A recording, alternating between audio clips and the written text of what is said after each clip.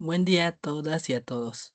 Soy Jonathan Hernández y a nombre del Club de Estudiantes del Colegio de Ingenieros Petroleros de México, UNAM, les damos la más cordial bienvenida a la Semana del Petróleo 2026, evento organizado por las Sociedades de Petrolera de la UNAM en el marco del 88 aniversario de la expropiación petrolera de 1938. En esta ocasión, contamos con la presencia de los ingenieros José Martínez Hernández e Isaí Galicia Pineda, quienes impartirán la conferencia Estatus de la Industria Petrolera Offshore en México. Antes de comenzar, conoceremos su trayectoria.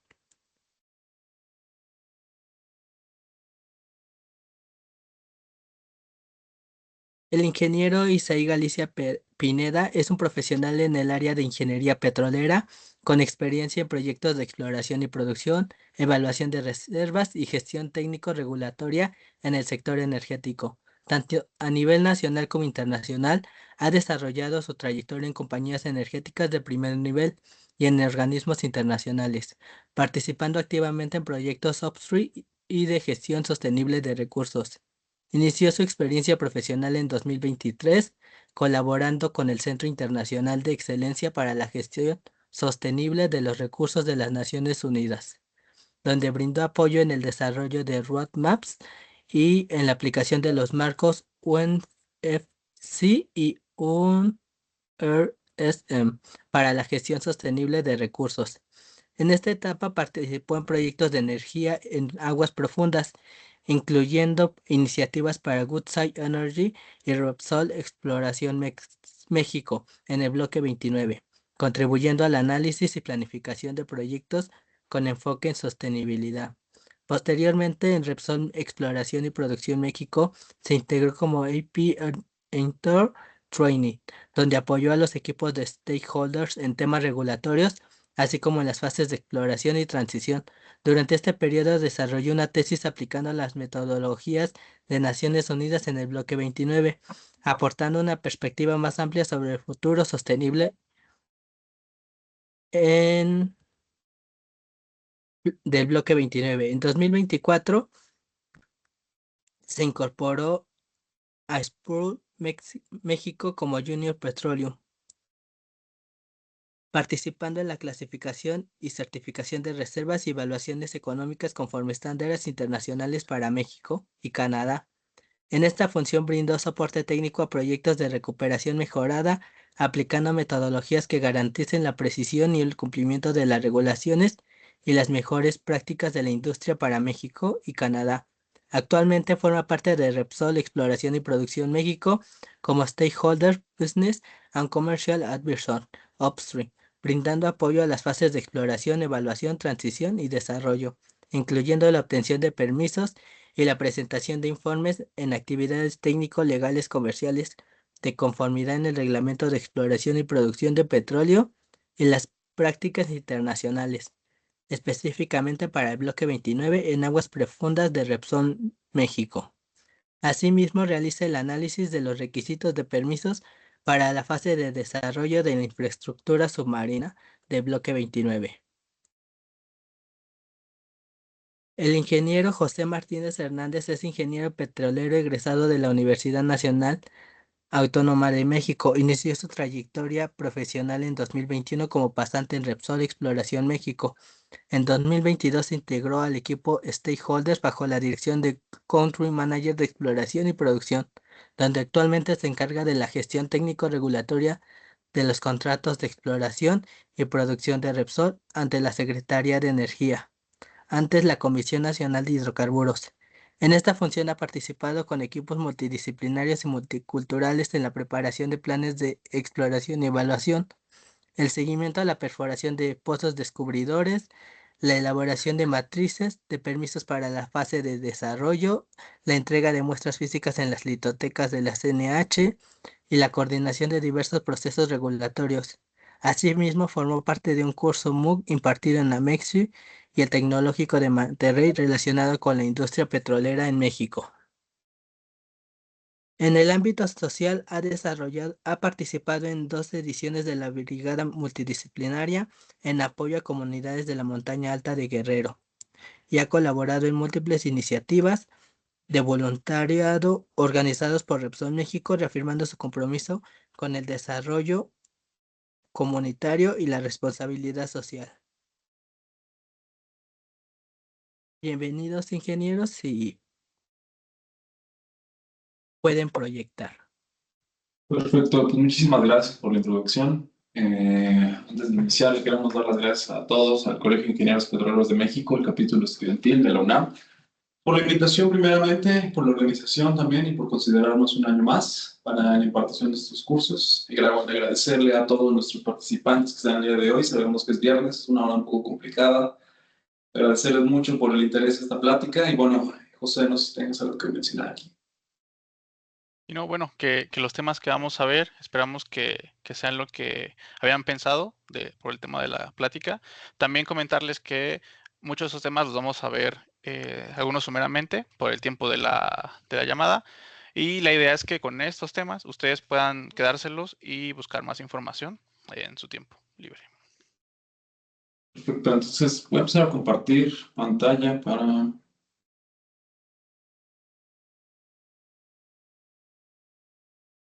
¿Podrían decir si se ve la presentación? Estás compartiendo la vista de moderador. Ok, espérame. Ahí se ve ya. Listo. Súper bueno, entonces como les mencionaban al inicio en la introducción, el día de hoy vamos a platicarles un poco de cuál es esta situación actual al día de hoy de la industria petrolera offshore en México. Vamos a ir platicando, les compartimos aquí un poco del temario, el contenido de esta presentación del día de hoy. Se divide en una introducción. Vamos a hablar también de los tipos de contratos que se han celebrado en México, cuál es la situación actual que tienen tanto los operadores en México, principalmente offshore, nos vamos a estar enfocando, también qué está pasando en algunos, o cómo son los contratos que tiene Pemex en este momento. Un poco de las fases de proyectos petroleros, hay que entender también cuál es el contexto, cuáles son los tiempos también que tienen esos proyectos petroleros, el alcance de cada uno de ellos, la legislación aplicable, por supuesto, y al final un poco de las conclusiones. Entonces, de manera de introducción, vamos a platicar un poco acerca de pues, la industria petrolera en México, ¿no? Y alrededor del mundo. Creo que es importante mencionar que, al menos al día de hoy y en estos años, la industria petrolera juega un juego importantísimo en la economía global, en cada uno de estos países diferentes. Y aquí pues, lo que principalmente queremos proyectar es acerca un poco de la matriz o un poco de la distribución energética alrededor del mundo, ¿no? Si bien a lo largo de los años nos han dicho, tanto nuestros profesores quizá o profesoras de nuestros propios profesores, que la industria de los petróleos, del hidrocarburos va a terminar pronto, ¿no? Lo cual, la verdad, es una mentira. ¿Por qué? Pero podemos ver aquí en esta gráfica, ¿no? Principalmente, cuál es la distribución de esta energéticamente alrededor del mundo, ¿no? Vemos principalmente el aceite, el gas natural, el carbón, y en algunos puntos chicos, la energía nuclear, la energía hidroeléctrica y algunos otros renovables, ¿no? Entonces, es importante mencionar que quizá, o como lo mencionan en algún punto los profesores, al carbón, lo que le pasó al carbón, podemos compararlo con lo que le puede pasar al hidrocarburo en algún momento, ¿no? En su momento se decía que el carbón iba a dejar de ser utilizado, lo cual hasta el día de hoy existen todavía países en donde su matriz energética principalmente aún sigue siendo parte del carbón, ¿no? Siguen utilizando principalmente carbón como fuente energética para desarrollar cualquier tipo de actividades, ¿no?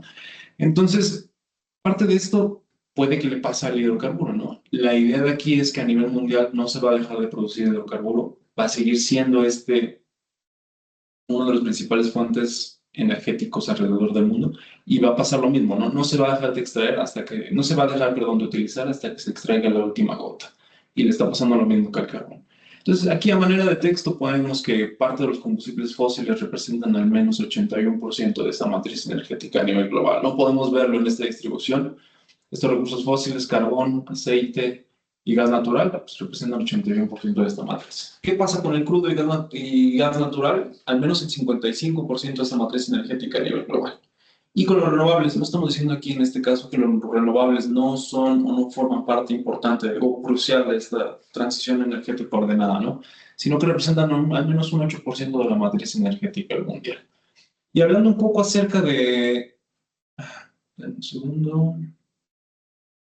Y hablando un poco acerca de esta transición energética, les queremos mostrar a forma de introducción un poco cuáles son los escenarios que se tienen al día de hoy, al menos de demanda global de los hidrocarburos. En esta gráfica, al menos lo que queremos proyectarles es principalmente cuál es la situación de los hidrocarburos, cuál es la demanda global actual y cómo es que se ve una perspectiva al menos al 2040.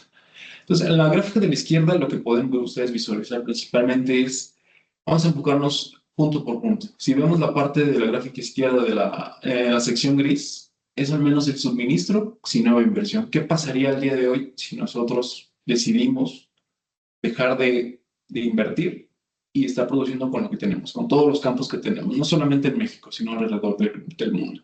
Pues vemos un declive importante, ¿no? ¿Qué pasa entonces en los escenarios de color naranja? Esos son los escenarios con la inversión de la inversión existente en los campos existentes. ¿Qué quiere decir? Que los que siguen en una parte de exploración con un potencial desarrollo, llegan a este desarrollo, se logre realizar o materializar. ¿Cuál sería en este caso, la producción que tendríamos en este tiempo? Entonces, si se dan cuenta, llegamos al mínimo a 40 millones de barriles, ¿no? Hay que recordar que al menos la producción global al día de hoy es alrededor de un promedio de 100 millones de barriles por día, ¿no? Entonces, es importante considerarlo. ¿Por qué? Porque inclusive, como lo que se ha platicado en muchas otras conferencias o foros, se habla acerca de este término de sostenibilidad, ¿no? Hay que recordar que es principalmente este término de sostenibilidad. Pues básicamente es hacer las actividades que venimos haciendo hasta el día de hoy, pero ¿cómo? De manera más eficiente, sin afectar a las futuras generaciones. Entonces, en este caso, y ustedes me imagino que han escuchado hablar de muchos términos, o que al menos la sostenibilidad o las energías renovables pretenden sustituir a las energías fósiles, ¿no? Lo cual es incorrecto. ¿Por qué? Porque si lo vemos en este gráfico, que es parte de la Agencia Internacional de Energía, es que inclusive en el escenario más sostenible, que lo podemos ver aquí de color, déjenme marcarlo, aquí de color verde, inclusive en el escenario más sostenible, al menos tenemos que alcanzar 65 millones de producción al día, a nivel global, ¿no? ¿Qué pasa entonces? ¿Qué pasa si en el momento en el que nosotros decidimos, o si se decide a nivel global, dejar de lado esa sostenibilidad y demás, en un escenario, inclusive en el menos sostenible, lo que estaremos produciendo al menos día a día serán más de 100 millones de barriles? Entonces, hay que entender que esta transición energética no es sustituir a la energía fósil, ¿no? Es simplemente adaptarla. Adaptarla aquí bajo la óptica de la sostenibilidad, pues hacerlo más integral todavía esta parte. Entonces, el mensaje de esta presentación, al menos de este slide, es que inclusive en los escenarios más sostenibles, pues, los hidrocarburos siguen presentes, ¿no? Existen metodologías, como lo mencionaban al inicio, metodologías de Naciones Unidas en donde se encargan del manejo sostenible de estos recursos, pero bueno, esto lo hablaremos un poquito más adelante.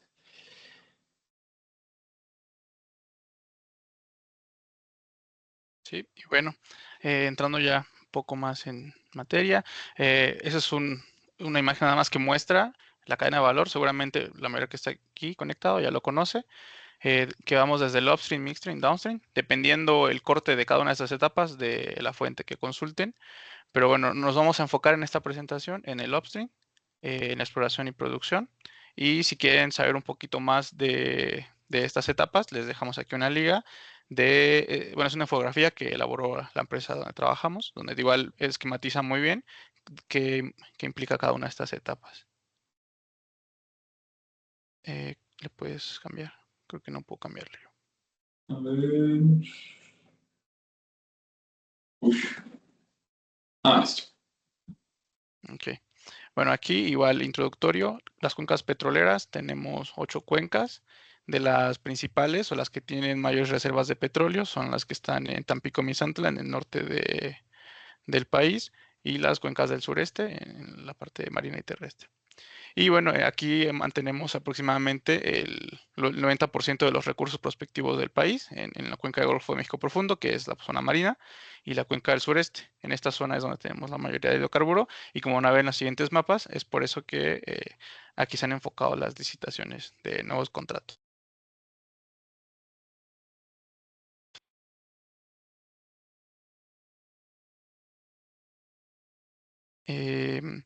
Hablando un poco de antecedentes de la expropiación, si bien todo este foro es debido a la expropiación, entonces dar una breve recordatorio de cómo es que ha sido o cómo llegamos a la expropiación.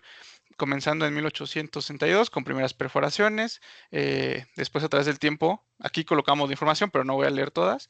Existieron el surgimiento de empresas privadas. Después, en el 69, las primeras chapopoteras. Después, en la década de los 70, la consolidación de pozos. Después se publicó una ley minera, o sea, ya empezaba a existir regulación en estos temas. Después está la época del porfiriato, donde aquí sabemos que llegó mucha inversión extranjera y se logró invertir demasiado en México. En esta época también se publicó la primera ley del petróleo y después, en 1901 a 1910, empezaron a entrar las compañías grandes, las extranjeras, las que llegamos a conocer como las Standard Oil, California o todas estas, las 7 hermanas.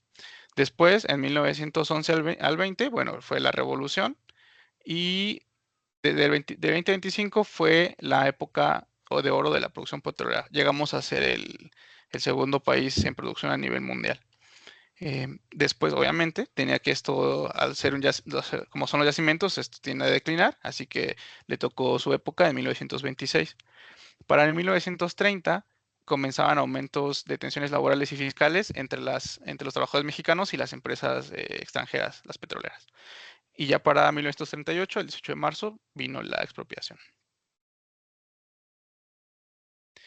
Después se fundó Pemex a los pocos meses de la expropiación, se consolidó un modelo estatal y vino Cantarell con el descubrimiento y el auge del petróleo, aunque después también llegaba la crisis petrolera con la deuda externa. Se vieron aperturas limitadas a la inversión extranjera, o sea, en apoyo a Pemex, pero siendo Pemex la principal. También tuvimos un pico de producción del 2000 al 2004. En el 2008 hubo una reforma energética parcial, digámoslo así, permitiendo a empresas privadas trabajar con Pemex para explotar campos, siendo Pemex el que mantenía la operación.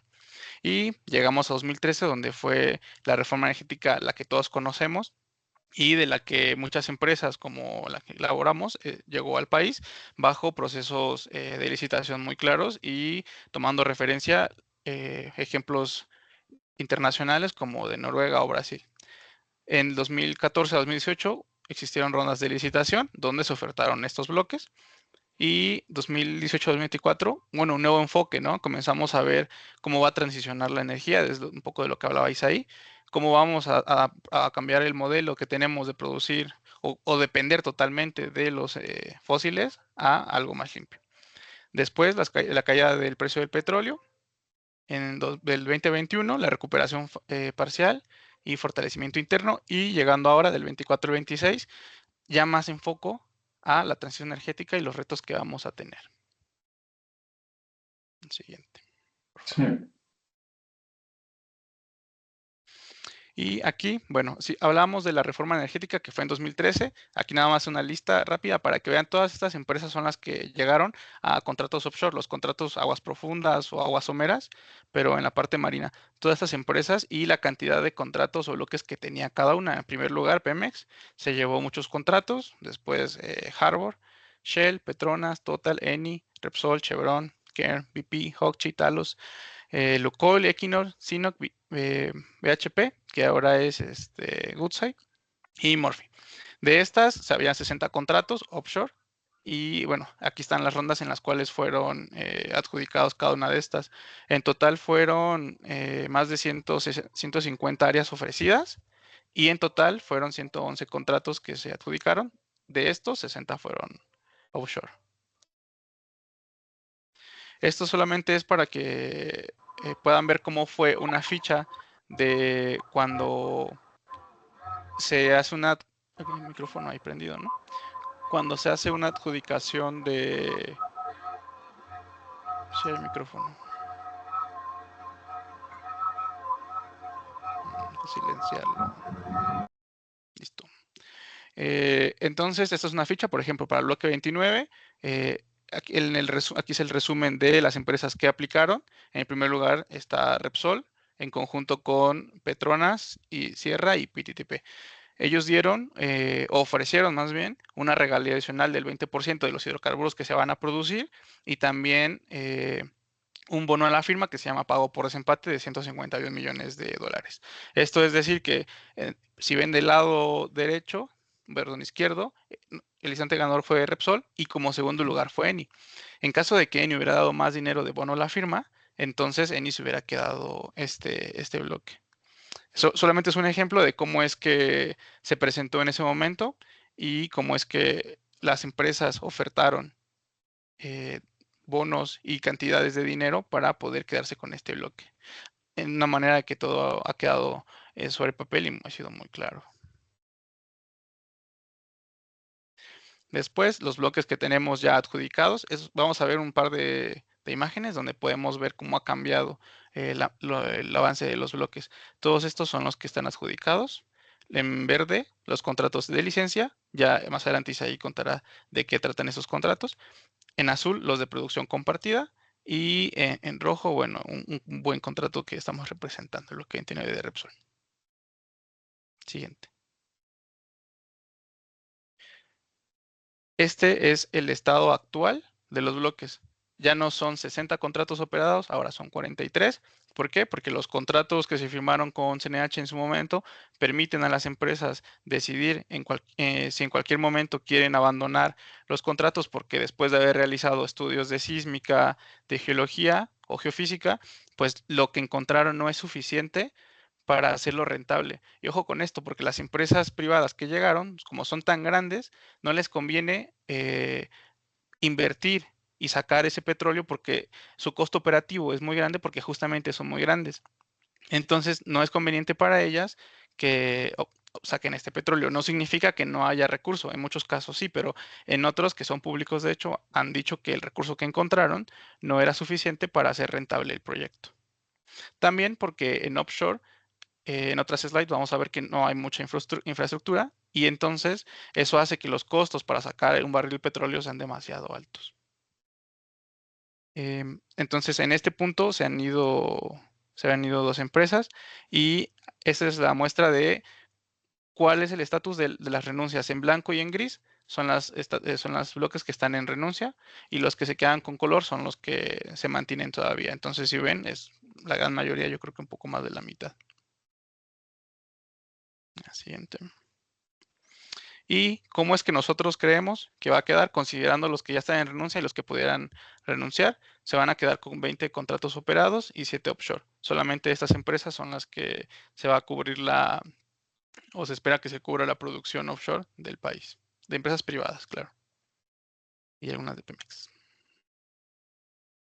Y bueno, la cuenca salina, que es esta parte que estamos enfocando, es donde se ve la mayor perforación de pozos, los mayores prospectos para producir hidrocarburos y también colocamos ahí los pozos y los resultados que han tenido. Más adelante también veremos un poco más detalle de esto, pero quedarnos con que esta es la zona que actualmente, y bueno, a excepción de Trión que está al norte, que actualmente está enfocándose la exploración y futuro de producción de hidrocarburos. Bueno, y tal vez preguntarán, ¿y qué pasa con estas rondas que las empresas petroleras regresaron? Bueno, existe un documento que se llama Plan Quinquenal, que después con esto ustedes pueden buscarlo. Básicamente trata de que la CNR junto con la CNH publican un documento en el cual van a decir cuál es el futuro de los contratos o cuál es el futuro de los recursos prospectivos del país, donde básicamente ya están integrando los bloques que están en renuncia o que ya finalizaron su renuncia para que si en el futuro se vuelve a ver una ronda de licitaciones, estos bloques puedan ser ofertados. Y bueno, esa es la comparativa. Ahí en el lado de la izquierda es el año 2019 y de la derecha 2024. Entonces, hay bloques que antes no estaban posibles para licitarse porque estaban adjudicados a alguna empresa y ahora como los han renunciado, en el lado derecho, estos bloques ya aparecen disponibles para licitarse en el futuro. Y listo. Perfecto. Entonces, regresando un poco a lo que hablaba un poco José, entrando un poco a meter a la parte de reservas, lo que ponemos aquí es un poco cuál ha sido la distribución desde 2017, perdón, hasta 2023. Entonces, creo que algo importante a resaltar aquí, ahorita vamos a explicar un poco acerca de esta categorización y clasificación de las reservas, ¿no? Pero Básicamente lo que se ve aquí, lo que logramos proyectar es que al día de hoy no ha habido algo que sea tan fluctuante en México en tema de reservas. ¿Qué quiere decir esto? Que si se dan cuenta, reserva 1P, 2P y 3P que tenemos aquí en esta parte en México, se ha mantenido, ¿no? Entre 25 y 23 millones de barriles de petróleo equivalente. ¿Qué quiere decir esto? ¿Por qué no han aumentado tanto estos números? ¿Por qué siguen estos números tan parecidos? ¿O no ha habido un cambio tan importante? Principalmente no aumentan, ¿por qué? Porque no existe o no siguen sin existir rondas de licitación nuevas en donde exista exploración nueva. ¿Qué quiere decir esto? Que una vez que exista exploración, pues existe una incorporación nueva de recursos y en su momento, si superan todas las contingencias, llegar a ser reservas, ¿no? Vamos a ver un poquito ahorita la diferencia de qué es una reserva o un recurso. Pero básicamente lo que queremos proyectar aquí es un poco el comportamiento en México a nivel reservas de lo que ha sido en los últimos años. ¿Por qué? Porque, como les comento, no existe exploración y lo que se mantiene al día de hoy es mantener una producción al menos de 1.8. ¿Qué quiere decir esto? Que en este punto al menos las reservas van a continuar en un plató al menos. Ahora, entrando en materia de reservas, ustedes bien han escuchado, y si no, aquí podremos empezar a definir rápido algunos conceptos de qué es una reserva y qué es un recurso. Principalmente una reserva, si lo queremos definir en palabras muy cortas, pues es aquel recurso que es descubierto, recuperable, comercial y remanente.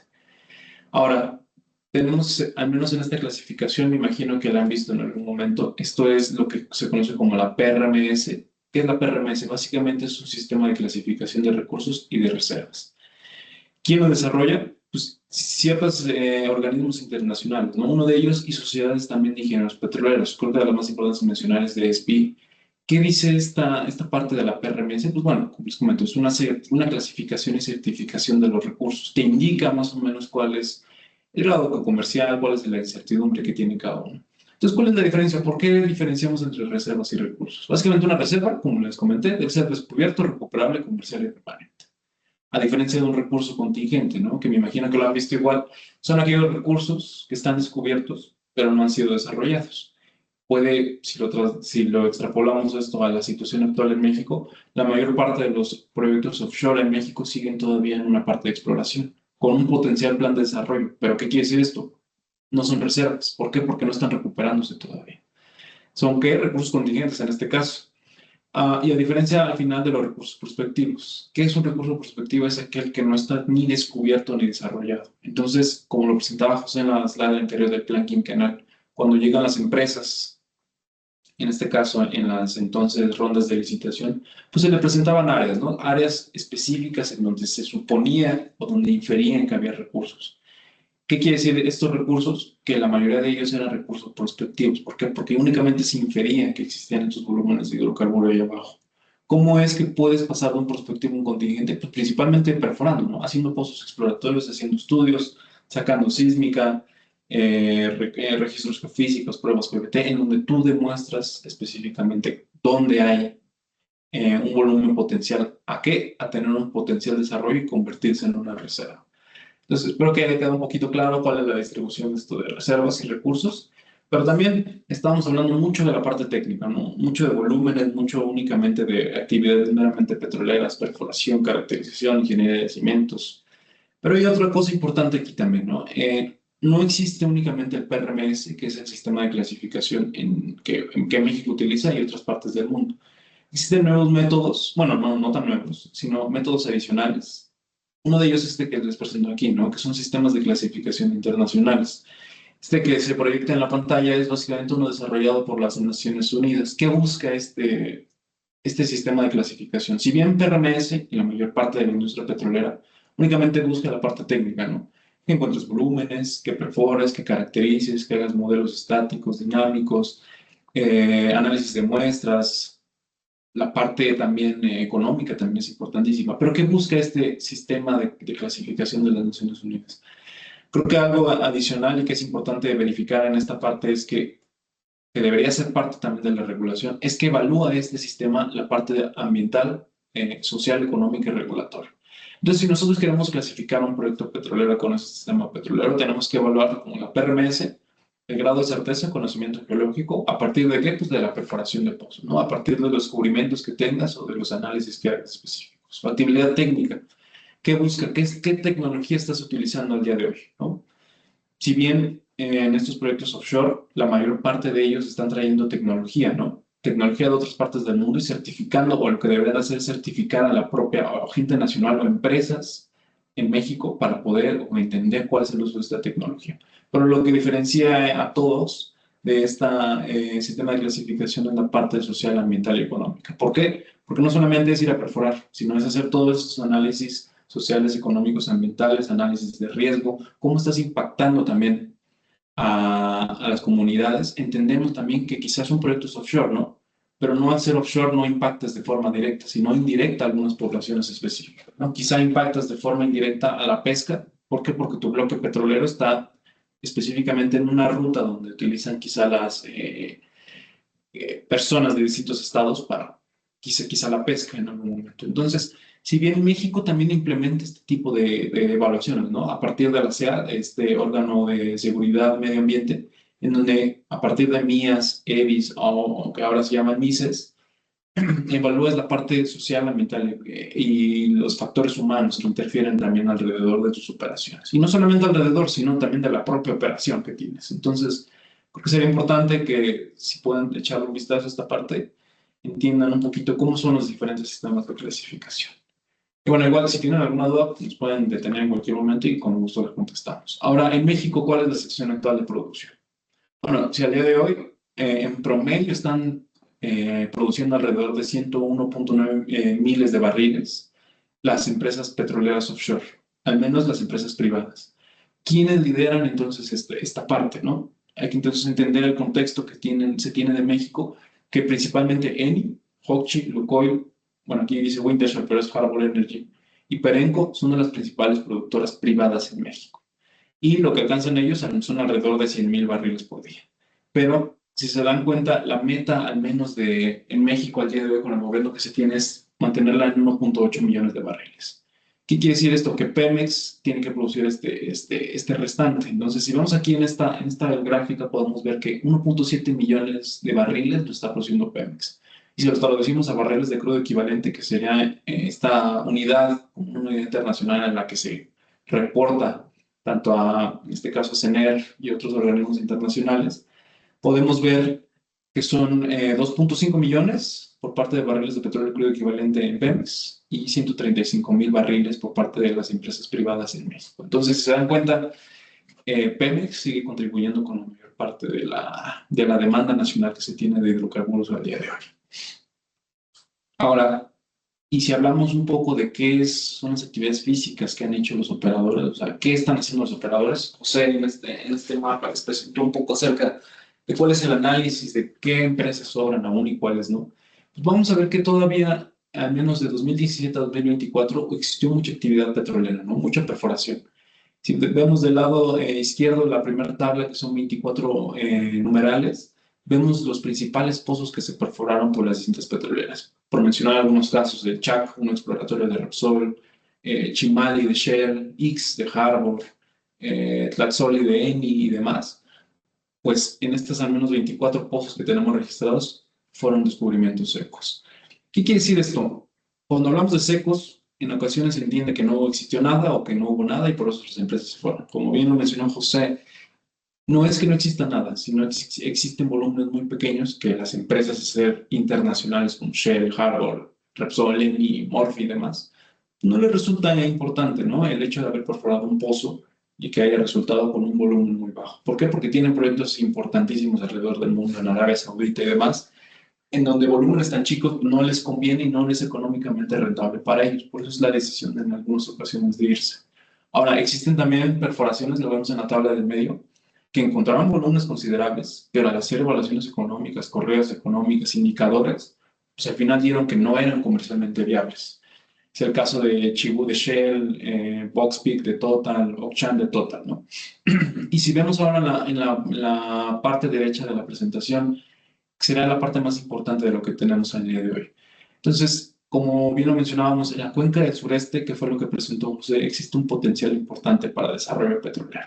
Ahorita vamos a ver un poco de los retos y oportunidades. José se los va a platicar un poco cuáles son los retos que tienen estas principales empresas. Si bien existieron desarrollos y descubrimientos importantes, comercialmente hablando, para Polok en el caso de Repsol, Chimwol también en el caso de Repsol, El caso de Eni en el bloque 9 con Yopat, Sacil, Harbor Energy, pues por supuesto, de los principales campos más importantes en el país, el caso de CAN, el caso de Sama, en algunos casos como Lukoil con Yoti Oeste, Sasuke en bloque 10 de Eni, y por supuesto, sin dejar de mencionar también de los principales proyectos, de los más grandes en México, el bloque Trion que tiene Woodside en alianza con Pemex, ¿no? Entonces, si resumimos esto y dándolo como números específicos, tenemos al menos 50% de éxito geológico. Y de ese 50% que tenemos, solamente 25 de ese 50 resulta un éxito comercial.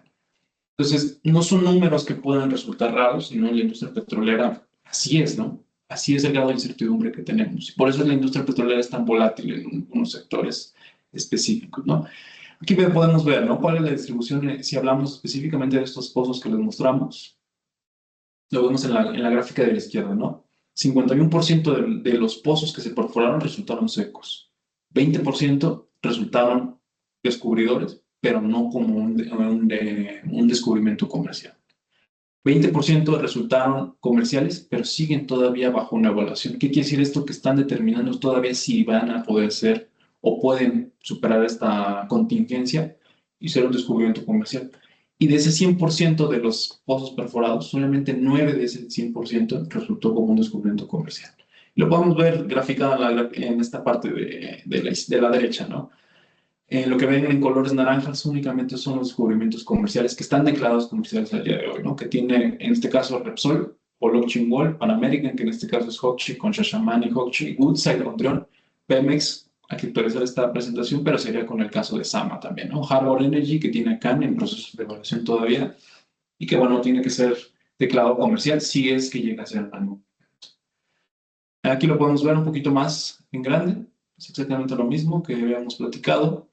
Y si lo vemos ahora desde la perspectiva del no éxito de la perforación y los descubrimientos. De color naranja podemos ver cuáles son la parte no exitosa de esta industria. Si se dan cuenta, Shell, creo que Shell es un caso interesante de comentar, que en donde tenían alrededor de 11 bloques y la mayor parte de esos bloques donde perforaron pues, resultó seco, ¿no?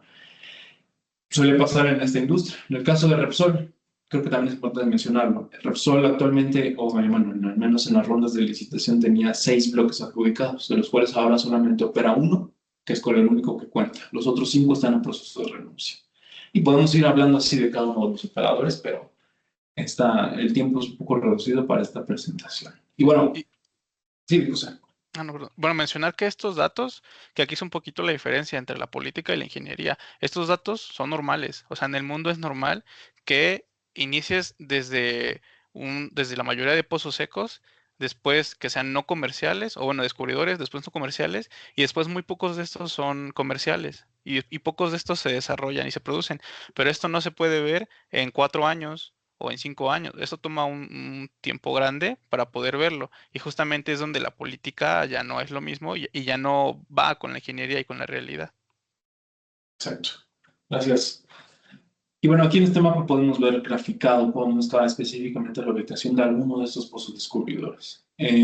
Por mencionar algunos, como lo vemos aquí en la gráfica, Polok Chingol en la cuenca del sureste, descubrimientos declarados comercial con plan de desarrollo aprobado, sería uno de estos Sama, Shashamane, también con un plan de desarrollo aprobado. Y bueno, aquí podemos ver un poco de las ubicaciones de la infraestructura que más adelante se hablará, ¿no? Miante, que es el FPSO de Eni, actualmente el único barco de una compañía privada que está produciendo el día de hoy, ¿no? Dos Bocas, Litoral, Acatún, Cantarell, Yucamná, es infraestructura de Pemex. Entonces, si se dan cuenta, existen descubrimientos que ya son declarados algunos comercial, otros están en un potencial anuncio de descubrimiento comercial en la cuenca del sureste. Entonces, como lo comenta José, es una industria en donde pasa, ¿no? Pasa que puede que encuentres la mayor parte de tus bloques secos y solo en uno le pegues, como el caso de Repsol, ¿no? Solo para mencionar y para verlo graficado en estos mapas. José. Aquí entramos, pues, a ver, entonces, eso es lo que tenemos, eso es lo que se ha encontrado, esos son los bloques que quedan, entonces, ¿qué viene hacia adelante? Igual si puedes regresar a la que tenías tú, eh, mostrar el tema de la infraestructura. Sí, perdón. A la anterior, por favor. A la que tenías tú los bloques. Ahí. Esta, sí, justo. Del lado derecho podemos ver las líneas que están aquí, que son los ductos que ya existen. En la parte terrestre también hay mucha infraestructura, pero todo está enfocado hacia Cantarell, a estos bloques de Pemex, asignaciones de Pemex que se han desarrollado durante años. Pero del lado de donde están los bloques de producción compartida y licencia, donde han habido estos descubrimientos, pues no hay infraestructura. Entonces, si mencionábamos que los casos que sí se ha descubierto, o que se ha descubierto pero no es comercial, es justamente también por esto, porque no hay infraestructura y entonces no solo tienes que invertir en un proyecto para sacar petróleo, sino también tienes que invertir en un proyecto para hacer toda esa infraestructura y eso es carísimo. Es por eso que Pemex solo hace de trabajo o bueno, se dedica a la producción de todo lo que tenga cercano a la zona donde hay infraestructura. Por eso es que hay pocos contratos de Pemex en aguas profundas. Sí los hay, pero son muy contados porque justamente son demasiado caros. En la siguiente slide, ahora sí es como una comparación a nivel nacional de toda la infraestructura. Esta es información pública y la pueden consultar en la liga que dejamos. Es mucha, es grande, se ha hecho a través del tiempo en toda la zona costera cercana al Golfo de México, un poco en la zona, lo que mencionábamos ya, de Cantarell, que es la parte submarina que está a la derecha.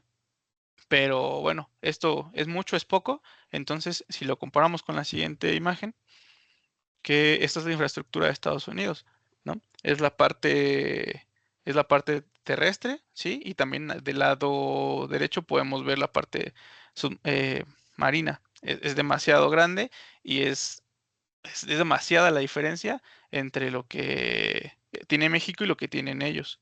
Entonces, pues sí, tenemos mucha infraestructura, pero bueno, aún falta por desarrollar demasiado. Esto también justamente lo que hace que a veces para las empresas sea más atractivo, aunque hayan encontrado aquí, sea más atractivo desarrollar en otro lado.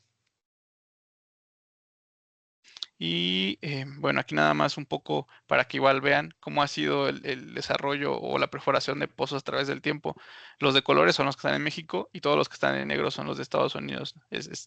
Yo creo que es abismal la diferencia de pozos perforados. También tiene que ver un poco pues, por el tiempo que han estado en la industria, pero también por las políticas que han existido en ambos países. Aquí un poco también de retos y oportunidades. Se han estado construyendo, esto no es publicidad, pero se ha estado construyendo muchos ductos por la compañía de TC Energía. Igual puede ser una oportunidad si alguno de ustedes quiere buscar trabajo, pues puede hacer ahí también, porque se han estado haciendo proyectos y se van a hacer proyectos. Uno de estos importantes es el que mostramos aquí a la derecha, que se llama Puerta del Sureste, lo que va a conectar la parte de Tuxpan con el sur del país, Coatzacoalcos, Veracruz. Esto también va o tiene posibilidad de que facilite la producción de hidrocarburos de la zona donde no tenemos infraestructura, que es la que les mostraba más arriba, que es justamente donde todas las empresas privadas han encontrado petróleo, pero hay que buscar la manera de sacarlo y llevarlo a tierra. Justo lo que mencionábamos, como no hay infraestructura, entonces en esta parte de la cuenca salina, ¿cuál es la opción? Bueno, alguna opción de estas podría ser crear algún hub de producción, es decir, similar a la forma que Cantarell está arriba, donde hay muchos bloques, aquí no se ven, pero hay muchas asignaciones alrededor de Cantarell que mandan su producción a Cantarell y Cantarell lo procesa y lo manda seguido en esta línea de ductos hasta Dos Bocas, pues lo mismo aquí, crear un hub de producción entre estos bloques, en estas empresas que descubrieron, y justamente mandarlo a tierra o a exportación. Pero bueno, o sea, es algo que eso no es nuevo, es algo que se ha platicado, que se ha tocado en congresos. El tema es quién va a poner el dinero. También un poquito de recordando la reforma de 2013, eso es como estaba después de la reforma de 2013, lo principal como reguladores, CNH y la CRE, también ASEA en la parte de Semarnat, así es como estaba creado. Cada una de estas entidades gubernamentales tienen su función y después, en la siguiente slide, vemos como en el 2025, el año pasado, hubo una reforma de cierta manera en la cual se reorganizó cómo estaban las instituciones viendo el tema de energético y entonces CNH y la CRE desaparecen, estas actividades ahora la toma CNER y la CNE que hay que agregarlo acá. Y también, bueno, ASEA sigue bajo la Semarnat y cada una de esas entidades tiene un rol importante. Por mencionar algunos, la Secretaría de Hacienda, la primera, se encarga del tema de los impuestos. La CEMAR se encarga de que si vamos a perforar con plataformas, con barcos perforadores, o si vamos a producir con FPSOs, pues la CEMAR es quien va a dar esos permisos para que puedan operar esas embarcaciones en la zona marina. La CENER, quien nos va a dar los permisos de comercialización, de exportación, y también quien aprueba los planes de desarrollo, de exploración, para poder estar operando en el mar. Básicamente sería la CENER quien tiene mayor atribuciones en diversos ámbitos para los contratos. La Secretaría de Economía, bueno, el tema del contenido nacional, del fomento a la industria mexicana, o sea que estas empresas privadas vienen al país, está bien, pero también que inviertan en el país. La Semarnat, justo el control a través de la Conagua y de la CEA de los recursos del país, las medidas ambientales, para que justamente tampoco haya accidentes que, como han sucedido en otras partes del mundo, y que justamente también esté controlado y las empresas se hagan responsables. Entonces la CEA los vigila estrictamente.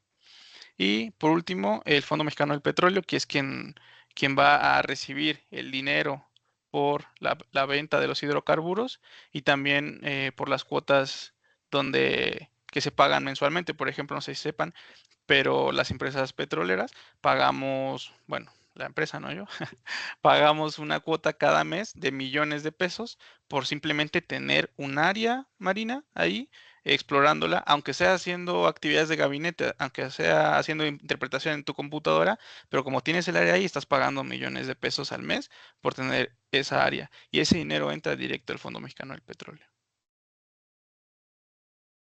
La siguiente. Perfecto. Entonces, ahora hablando un poco específicamente de la regulación en México, existen, como ustedes bien saben, lo que se conoce como contratos de asignaciones. Pues definiendo rápido qué es un contrato de asignación, básicamente un contrato, dice, es el acto jurídico que suscribe el Estado mexicano a través de la CNH. ¿Por qué CNH? Porque fue con ellos que se firmó estos primeros contratos de exploración y producción. Ahora, asignación, dice, es el acto jurídico administrativo mediante el cual el Estado mexicano, o sea, en ese entonces CNH, CNR, le otorga el derecho para realizar las actividades de exploración y extracción a la empresa productiva del Estado. ¿Quién es esta empresa productiva del Estado? Pues Pemex en este caso. Es una manera muy breve de definir cuáles son las diferencias entre uno y otro. Hay que definir que si bien tenemos varios contratos offshore en México, todos los contratos que ustedes vean que son aguas profundas son contratos de licencia. Todos los contratos que ustedes vean que son de producción, perdón, que son someros, son de producción compartida. Entonces, si ven y luego nos recuerdan los mapas, tenemos por aquí la distribución de estos mapitas, ¿no? Por aquí, si lo logran ver, la parte verde, los mapitas verdes son licencias, los mapitas o los cuadritos azules son de producción compartida. Y vamos a ver la diferencia rápida de cada una. Un contrato de licencia, como podemos ver aquí, es aquel en donde el Estado tiene propiedad de los recursos del subsuelo, pero se lo otorga al operador una vez que los extrae. ¿Cuál es la diferencia principal o lo que lo diferencia de los demás? Es que una vez que extrae los hidrocarburos, el operador, vamos a suponer algún caso, Repsol, Hochschild, Lukoil, Harbour y demás, ellos pueden disponer de estos hidrocarburos y venderlos a donde ellos les plazca básicamente.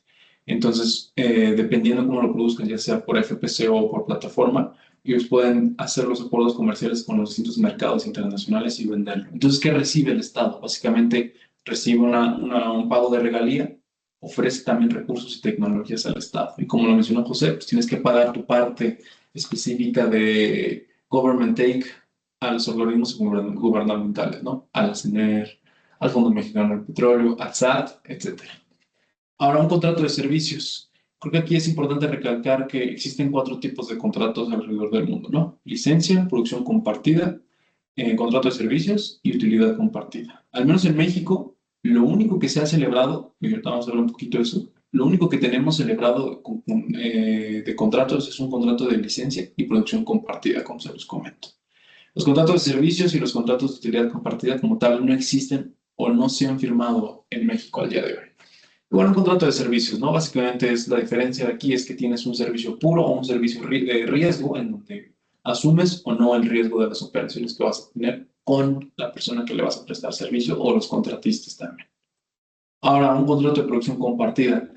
Como les mencioné, solo licencia y producción compartida son los únicos dos contratos que existen o se han celebrado en México al día de hoy. Ahora vamos a ver un contrato adicional también que ha existido. Pero la diferencia entre uno y otro de ellos es que un contrato de producción compartida básicamente te permite la recuperación de costos, ¿no? Existe algo que se le llama costos elegibles en donde tú y la autoridad, pues obviamente está regulada esta parte, tú puedes meter ciertos gastos específicos y la nación te los devuelve a ti como en efectivo o en un pago específico, ¿no? Esa es la principal diferencia. ¿Qué otra diferencia tiene? Un contrato de producción compartida, que les comento son los someros en México, pues tiene que compartir parte de esta producción con el Estado, ¿no? El Estado, en este caso lo podemos ver, ¿no? La porción de hidrocarburos que corresponden al Estado es comercializada por el comercializador del Estado. Entonces, tú, vamos a poner el caso específico de Eni, de Harbor, de Hochschild y no recuerdo qué otros, son contratos de producción compartida. Entonces, una vez que traen o extraen esta producción, le tienen que dar un porcentaje específico al Estado, ¿no? Y el Estado lo comercializa a través de su comercializador, que en este caso, ¿quién es? Podría ser Pemex en algunos casos. Y la parte restante o el porcentaje restante que te toca a ti como operador, tú también lo puedes comercializar alrededor del mundo, ¿no? Entonces, no hay ningún tema. ¿Cuáles son las vigencias? Tanto de licencia y producción compartida rondan entre 30 a 35 años más o menos. Depende de cada contrato también y el estado de cada uno de estos contratos. Y bueno, un último uno de utilidad compartida, no lo vamos a tener mucho aquí, pero básicamente el pago es un porcentaje acordado por la venta de los recursos. Ahora, contratos mixtos, si bien han escuchado a partir de esta nueva reforma energética, existe lo que se llama contratos mixtos. ¿Qué quiere decir esto? Que Pemex es el operador de los contratos y busca socios específicos con quien colaborar también. Existe otro caso que son asignaciones propias, en donde Pemex es el único operador, ¿va? Entonces, en estos contratos mixtos, básicamente dice que los hidrocarburos y su comercialización permanecen bajo el control exclusivo de Pemex. A pesar de tú tener socios o ser operador de este bloque, si estás en un contrato mixto, quien lo va a comercializar únicamente y que tiene el derecho de comercializarlo es Pemex. Vamos a ver que se permite la recuperación de costos parecido a un contrato de producción compartida. Ahora, las regalías, dice, el operador es responsable del pago de regalías e impuestos en efectivo, parecido a los otros dos contratos. Y bueno, si vemos un resumen básico de lo que se tiene de esos contratos, es que los de licencia y producción compartida son los que están celebrados en México al día de hoy. Habría que ver bien cuál es la distribución ahora de estos contratos mixtos, las asignaciones propias de Pemex con los operadores, ¿no? Entonces, si lo vemos, en este caso, quien comercializa los hidrocarburos en un contrato de licencia, lo habíamos visto, ¿no? Es la empresa. Y en uno de producción compartida es la empresa y el Estado. ¿Cuáles son las contraprestaciones al Estado? Pues, cuotas, regalías en ambos casos, pero uno tiene su unidad operativa y en otro también tienes un bono a la firma, como lo explicaba José en un principio, que es básicamente este desempate que tienen las empresas, ¿no? Vamos a ir un poco más rápido porque hablando de fase de proyectos, José lo comentaba bien, ¿no? En estas fases de proyectos no es en 1 o 2 años que tú te dan el contrato y empiezas a producir, son años específicos. Si bien, por ejemplo, los contratos que algunos en aguas profundas fueron adjudicados en 2018, es 2026 y aún no se tiene producción. ¿Pero por qué? No es malo que no tengan, sino que es un proceso demasiado largo de exploración, de evaluación, de transición, de descubrimientos, de sísmica, de perforación de pozos. Y una vez que superas todas estas contingencias, pues empieza tu desarrollo, ¿no?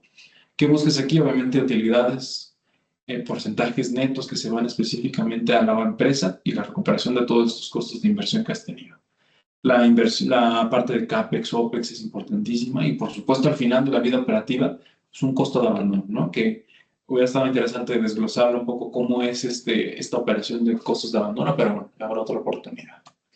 Y bueno, ¿cuáles son los principales entregables que se le tienen que hacer o la normativa que tienes que cumplir? Aquí resumimos algunos, ¿no? Tanto para la fase de transición, la fase de exploración, una vez que tienes un plan de desarrollo y al final una fase de abandono también, ¿no? Son algunos de los entregables que vemos, ¿no? Un plan de desarrollo, las líneas bases ambientales, las EBIs ahora que pasan a ser las MISES con la CENER, la SEA que te pide esta parte de las mías, los manifiestos de impacto ambiental. Y bueno, es un mundo de regulación en donde tienes que cumplir, si estás en esta parte administrativa, pues con todos los entes gubernamentales que tiene el país, ¿no?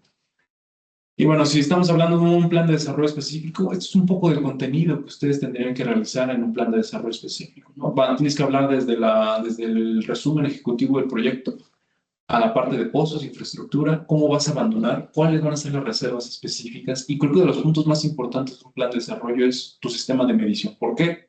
Porque una vez que te miden esta parte o que tú tienes estos sistemas o equipos de medición, es con lo que la autoridad se basa para que le pague su regla específica, ¿no? De todo lo producido.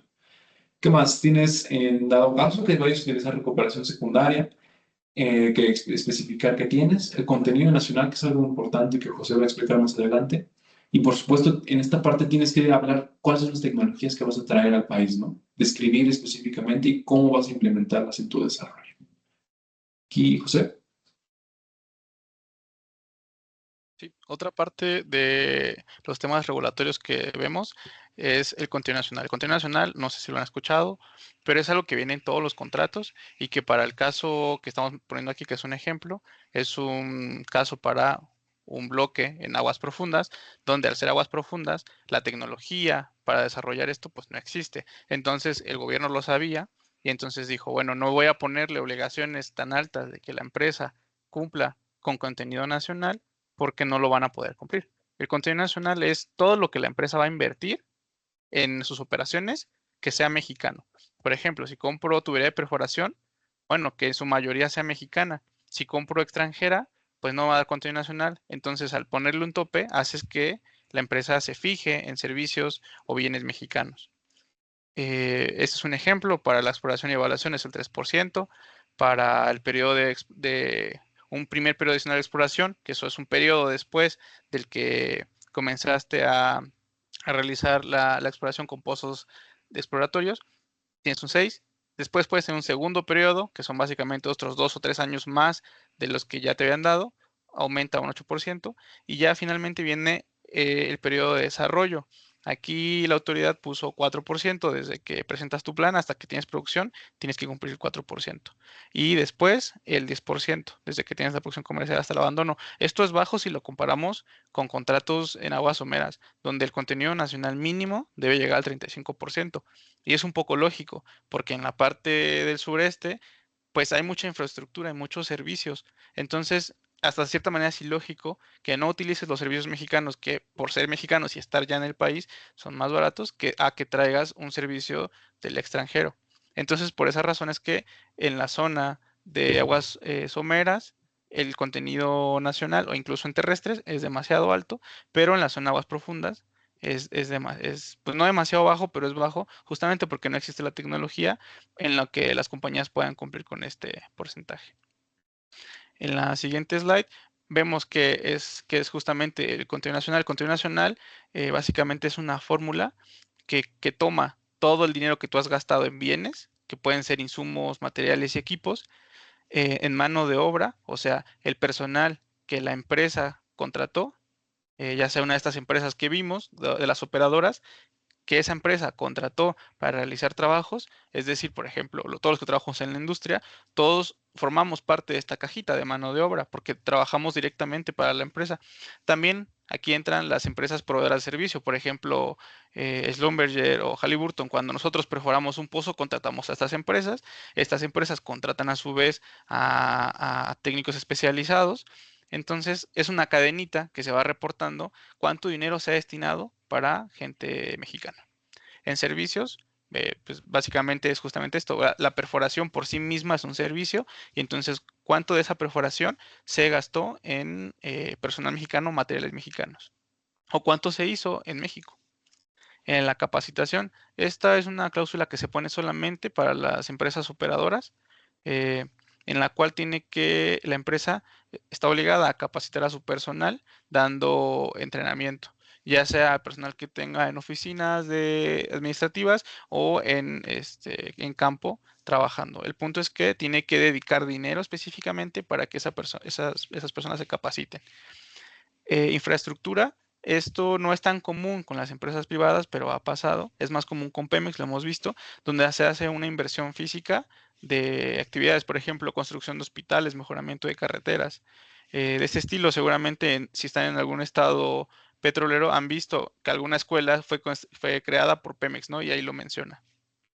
es de ese estilo. Y la última de transferencia de tecnología, seguramente han visto ahí en Facebook que las empresas publican cursos que están dando o maestrías, por ejemplo, no sé si han visto mucho esto de ENI, que da maestrías para estudiar en el extranjero, pues justamente todo esto es parte de sus programas de transferencia de tecnología porque tienen que realizarlo, es una obligación que tenemos las empresas para realizar estas actividades.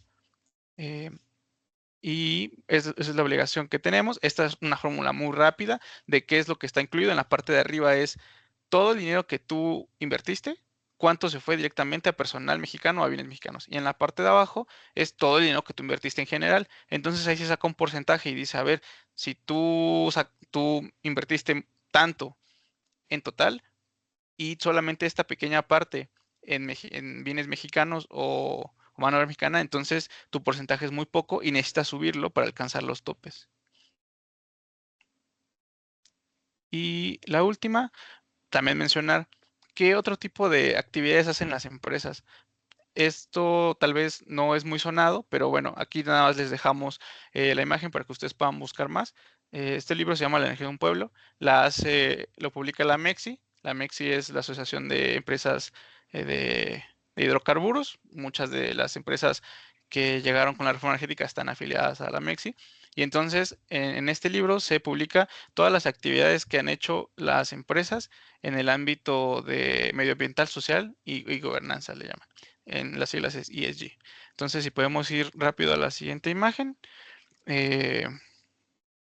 La siguiente slide.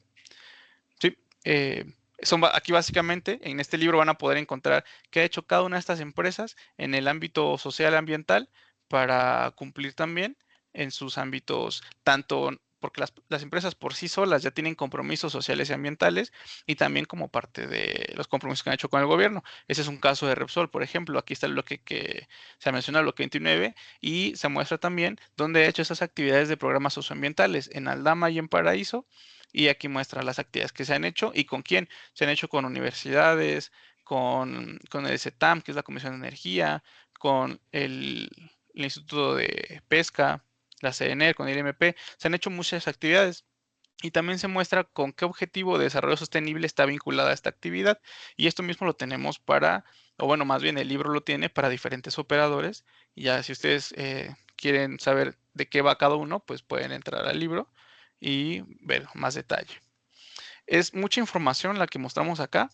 Mucha de esta es información somera y es información que la mayoría así se le muestra a los CEOs, a jefes de proyecto, a directores de proyecto que llegan al país y que justamente quieren empaparse un poco de cómo está la industria en México. Y justamente muchas de estas slides son las que les mostramos. Por eso algunas estaban en inglés, otras en español, pero al final toda esa información confidencial, tampoco hay problema por eso, pero que sepa que esta información es tan útil que se le presenta a ellos. Y justamente sirve para que después de cada una de estas se pueda tener una reunión en específico para revisar a detalle, ahora sí, cada una de estas slides que vimos. Entonces, bueno, fue un resumen muy grande. Esperamos que haya abarcado todo lo que ustedes pensaban. Y bueno, vamos con las preguntas. No sé si puedan escribirlo o abrir su micrófono. No sé, Jonathan. Soy como lo manejo. Sí, claro. En la sección de preguntas y respuestas, pueden abrir su micrófono o escribirlas directamente al chat y ya las leemos. No hay ningún problema.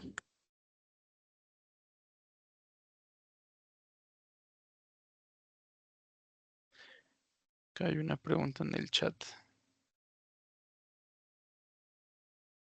La leo, ¿va? Y vemos quién le responde. Es de Alan Morales. Dice, con el marco jurídico actual del sector hidrocarburos en México, ¿hasta qué punto el nuevo modelo realmente permite participación privada efectiva si Pemex mantiene un papel central en exploración, extracción y planeación estratégica? Ok. ¿Quieres ¿Quiere responder? contestar? Dale, dale. Bueno, ¿hasta qué punto permite realmente la participación privada? Pues bueno, creo que ustedes han escuchado un poco de las noticias que ha habido. Por ejemplo, el caso de Carso Energy, ¿no? Una empresa privada en donde está básicamente participando junto con Pemex en algunos otros o múltiples bloques aquí en México. ¿Hasta qué punto se permite? Pues miren, como tal, la reforma energética y los nuevos lineamientos no descartan todavía la posibilidad de contratos, ¿no? De asignaciones y, por supuesto, de rondas de licitación. Entonces, quizá esperemos que sea una cuestión de tiempo en donde se vuelvan a activar este tipo de cosas, pero como tal siguen todavía existiendo este tipo de opciones en los lineamientos. No, no se descartaron con lo que se tenía pensado. Entonces, sigue existiendo la participación privada, o sea, lo que se tenía en las rondas de licitación anteriores, pues ningún contrato ha sido rescindido, ¿no? ¿Se va a poder existir o va a existir más inversión privada en un futuro? Pues no lo sabemos, todavía es incierto. Pero es por eso que existen estos nuevos marcos contractuales de contratos mixtos, de asignaciones mixtas, ¿no? En donde permite posiblemente la participación privada en estos contratos petroleros. No sé si se Sí, responde. y abonando ahí, pues si bien es cierto que existen los contratos mixtos, también es cierto que no es el mejor modelo que las empresas hubieran querido para participar. Pero está ahí, existe. Vamos a ver qué resultados tiene. Aquí veo otra que dice, ¿qué tanta presencia tiene Repsol en nuestro país hoy en día y en qué proyectos se trabaja actualmente? ¿Quieres contestar? Sí, bueno, a ver, ¿qué presencia tenemos? Básicamente solamente en aguas profundas. Tenemos de otro lado, pero no es upstream, estaciones de servicio de gasolineras, pero bueno, enfocándonos a lo petrolero, tenemos en aguas profundas un bloque. Teníamos otros 5 bloques, los cuales ya hemos renunciado, porque no encontramos la prospectividad necesaria para que esos proyectos fueran rentables o viables. Y entonces tenemos un bloque en aguas profundas, el cual estaba rodeado por muchos otros bloques de otros operadores. Eh, si, tal vez si regresan a la presentación o vuelven a ir a la página de la CENER, ahí lo pueden ver. Entonces en eso estamos. La idea es que exista producción en un futuro. Igual creo que mencionar que somos socios en un bloque adicional en aguas someras con Eni, bloque 9 que tuvo descubrimiento de Yopal hace 2 años. Entonces se sigue trabajando en esos dos bloques. En uno, como lo menciona José, en el 29 como operador y en el 9 como socio financiero con Eni México. Preguntan aquí, de acuerdo a su presentación, ¿cómo ven el futuro exploratorio de Pemex Offshore en cuanto a incorporación de reservas? Esto es porque el éxito de las compañías privadas es del 20% y Pemex manda en ese exploratorio. Pues mira, no es únicamente de exploratorio, de empresas privadas, en sí es en general el éxito o el descubrimiento comercial o descubrimiento geológico de las empresas petroleras. Como tal, no es un número específico para las empresas petroleras privadas y otro número para Pemex. O sea, es un número que comparte cualquier empresa petrolera alrededor del mundo, puede ser. Entonces, no sé si responde a esa pregunta. Sí, y mencionar también que, por ejemplo, cómo vemos el futuro. Por ejemplo, apenas se publicó unas noticias, ¿no? Que Petrobras quisiera entablar conversaciones con México para compartir información. Pues justamente podría ser que se traiga ingenieros brasileños para que se estudien los yacimientos en México presal, que son donde Petrobras es buenísimo, que justamente Pemex también los tiene. Entonces ahí meter esa tecnología e incentivar la producción, pero todo esto requiere dinero, eso es el tema. Y la Dice, tecnología ajá, la no, tecnología ya que eso se dice desde hace más de 30 años. Pues por eso es parte de la inversión privada, ¿no? Para el hecho de que traigan o puedan traer tecnología nueva también para el desarrollo de campus, pero como les decía José, muchas veces también la política supera la ingeniería, ¿no? Entonces, la parte política habría que permitir también el uso de estas nuevas tecnologías, el uso y el desarrollo en México de nuevas tecnologías también para la extracción de estos hidrocarburos. ¿Qué es lo nuevo? Pues no convencionales, ¿no? No convencionales es parte importante de este país y se tiene mucha presencia. Entonces, son múltiples factores que engloban esta parte de la industria E&P en México. ujú. Y también mencionar que aunque todas las empresas tienen la obligación de hacer transferencia de tecnología, digámoslo así, entonces llegamos al camino donde se dice, bueno, ¿y en qué lo hago? O sea, dime tu país qué necesitas o dime tu universidades qué proyectos tienes en los cuales quisieras que te apoyáramos. También no todo tiene que ser constrúyeme esto o dame esto, ¿no? O sea, más bien hay que hacer proyectos reales que vayan a soluciones a las problemáticas que se tienen, pero esos proyectos también los tienen que hacer pues los beneficiarios, que en este caso podrían ser universidades, institutos o centros. Entonces ellos son los que también deberían decir, oye, yo tengo este proyecto en lo que necesito inversión o financiamiento, ¿cómo ves si lo hacemos? Eso también tiene que ir por parte digámoslo así, del país, ¿no? Exacto. No sé si hay alguna más o podemos cerrar aquí.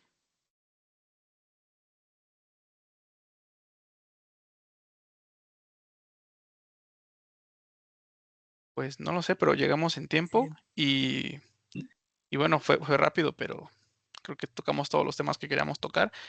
Muchos de estos los pueden ustedes ya checar con un poco más de calma en internet, y también si tienen dudas, pues pueden mandar un correo aquí al club de estudiantes y nos hacen llegar y lo respondemos sin problema.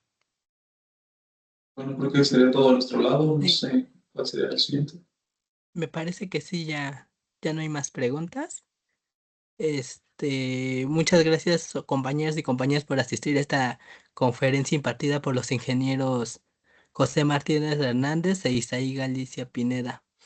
Y sobre todo los ingenieros por también su participación en la Semana del Petróleo 2026. Para cerrar esta conferencia, pues queremos hacerles presente unos reconocimientos. Ahora sí, la División de Ingeniería en Ciencias de la Tierra y las Sociedades Estudiantiles de Ingeniería Petrolera, otorgarles estos diplomas. La constancia de ingeniero José Martínez Hernández e ingeniero Isaí Galicia Pineda por su participación como ponente en la conferencia Estatus de la Industria Petrolera Offshore en México el 27 de marzo del 2026 durante la Semana del Petróleo. Y Gracias. muchas gracias. Muchas gracias por la invitación otra vez y bueno, esperemos volvernos a ver y que nos vuelvan a invitar en alguna otra ocasión. Entonces, si no hay más, pues agradecerles a todos por la asistencia y disfruten su fin de semana. Igual, José, muchas gracias. Nos estamos viendo. Gracias. Gracias.